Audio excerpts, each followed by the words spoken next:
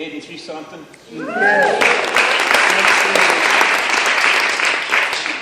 Last week she celebrated 36 years with her first husband.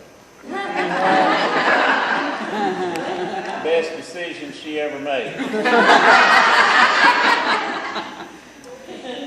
In September of '06, I was diagnosed as a type 2 diabetic. I had no energy. I was run down. I had to force myself to get up each day and just get out. No enthusiasm in my life, and as a minister, you've got to project that image and all, but with all of the worries of pastoring a church, revivals, church camps, by September, I was exhausted and I knew something was wrong, so I went to my doctor. And when they checked my blood sugar level, they brought a wheelchair into the room and said, "Get in it, you're going into the hospital." And I went into the hospital, and so I was there for 3 days and 3 nights. I came out 4 shots of insulin a day and taking the metformin. I did that until the month of April 2010. Now, for 4 years, if it was going to come down, if I was going to do better, it would have happened. It did not happen. I knew that I was addicted to insulin for the rest of my life. My doctor told me, "Jerry, you'll be insulin dependent for the rest of your life." And I'm going to tell you something, and Miss Pritchett, you know what I'm talking about. When you have no hope, in Scripture, Paul says, "You of all people are most miserable." I encounter a lot of people because of weight, diabetes, neuropathy. They have no hope. In April 2010, Debra, she would say to me, "Jerry, I'm fat and 50. I've got to do something. I've got to find a job, so let's lose weight." And I'm thinking, here we go again.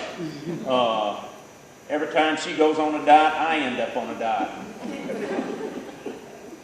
She found out about this product, Slim, and she's going to put it in water and shake it up, and she's going to lose weight.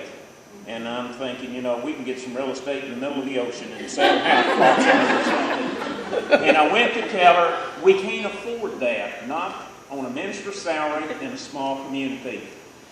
And it was like the Lord said to me, "Jerry, she has supported you in everything you have done, and you're going to support her in this." And so I got to thinking, well, it's supposed to be good for blood sugar, so let's go ahead and let's do it then. So I told Debra, yeah, let's take it, and I'll take it farther along with you. And when we decided to take it, I'm like this. You know, whether it's your faith walk or whatever, start out like you can hold out. Debra mentioned to you that I use the word PACE, P-A-C-E. I think whatever you attempt in life, you need to set a pace.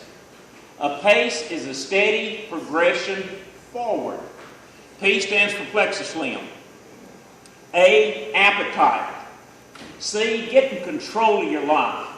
E, exercise. I do that every day. I take my plexuslim, I watch my appetite, I'm in control of my life. This morning I walked for 5 miles. Takes me about an hour and 15 minutes. And that combination I started seeing my blood sugar numbers drop. And I'm thinking, hey, wait a minute. This plexuslim, it's helping me to lose weight. My blood sugar's coming down. Nobody mentions it, but I'll tell you, since I started drinking Slim, I sleep better at night. I sleep much more sound than I did before. And over a 6-month period in 2010, my blood sugar came down, and my doctor, she said, "Jerry, you got to be careful here. For some reason, your blood sugar's coming down." And I thought, yeah, I know why my blood sugar's coming down. I'm taking Slim. And she says, "Well, you need to adjust your insulin." Over a 6-month period, I got off my shots completely. I haven't had any insulin since the fall of 2010. I tell you, insulin the longer you're on it, the more you're going to have because you build a resistance to it. And that stuff can be hard on your kidneys as well. I feel great. My kidney function is where it's supposed to be. And I got all kinds of energy. And I lost 43 pounds. And I feel great. I was going to also tell you about the fast relief, the nerve wellness. Now, I'm going to say this to you. I don't do anything without my doctor telling me that they're in agreement with me. I show them everything I take, and when they say, Jerry, you can do that, so I stay under the advice of my doctor. And where I was going to a doctor once a month and then every 3 months, I don't go but once every 6 months, and if things keep going like it is, she said, I'll see you once a year again. But the Plexus product, I mean, it gave me more than hope. It got me off of insulin, and it turned my life around, and I'm not a couch potato anymore. But because of diabetes, I had lost sensation in part of my hand and part of my leg, and I had neuropathy in my feet, or I would have these shooting pains. It was the equivalent of somebody taking a ice pick and just sticking it in your foot. And you'd get 5, maybe 10, 15, just pow, pow, and it's very painful. And it's very distracting when you're in the pulpit and it happens. But this nerve health, it was given to me by our international president, Alfred Patterson, and it was because I have what's called central tremors. The synaptic glands in my nervous system are overactive, and so you see people that's shaking or trembling. It very well could be that they have the overactive nerve system. That's what I had. I like to get up in the mornings and about 5 and make coffee, and I'd got to the point years ago where I could not take 2 cups of coffee into the bedroom for my wife in the morning because I'd just feel it all over the house. Well, Alfred, he sent me some of this stuff. It was a year ago, the 1st of June. He said, Jerry, I want you to start taking it. Now, healing nerves that are damaged takes time. Again, set a pace. When I started taking this, I said, I'll go 18 months, and at the end of 18 months, by that time, I will have made a decision whether I will continue on it or not. So I started taking it. Well, after about a year, I got up one morning and I'm going into the bedroom, and I stopped and thinking, uh-oh, I've got 2 cups of coffee, 1 in each hand. And, you know, Debra can get up here and get so bubbly, and I just wanted to get bubbly and spill it all over.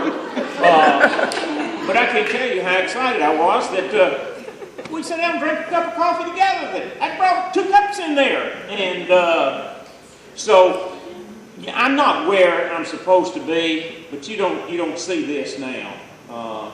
It has really calmed my nerves down. But several months ago, my hand there was an itchy sensation there, and I started scratching it, and I said, wait a minute. The feeling has come back. The sensation has come back on the surface of my hand here. And down the side of my leg. I can tell if I'm touching. It's not like my leg's sleeping now. And I told Debra the other day, it's probably been 6 months now since I've had that shooting pain in my feet. So, and I was talking to a lady yesterday. She was telling me how she's going through chemotherapy, and I said, can I ask you a question? She said, sure. I said, when you go to the refrigerator, go to get something out cold. She said, sir, I have to put gloves on. I can't touch something that's cold because of the chemotherapy. Sure. My fingers, it's just tremendous pain for me.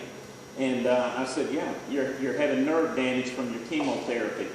If I was going through chemotherapy, if I was diagnosed as a type 2 diabetic, I would get on this right here immediately to mitigate as much as I could the nerve damage that those conditions can cause you.